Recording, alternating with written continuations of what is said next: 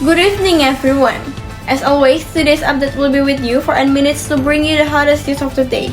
Our news today is about Batik Air passenger who was taken off the plane because he didn't want to wear a seatbelt. A video circulated on social media of a passenger on a Malaysian Batik Air plane being taken off the plane. This is because the passenger refused to wear a seatbelt when the plane was about to take off. The chronology is set on Sunday, 5 January 2025.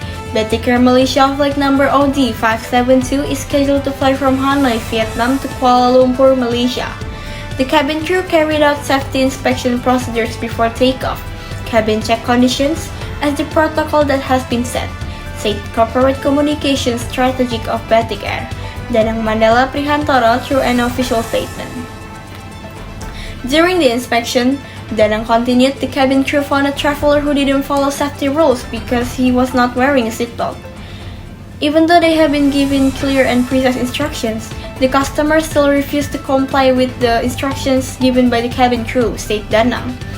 After going through the discussion process according to the procedure, the traveler was finally asked to get off the plane. Well, that's all the news today. If you want to get more information, you may visit our website on www.kompas.com. I'm Sandra Miracle. Thank you for your attention and have a great day.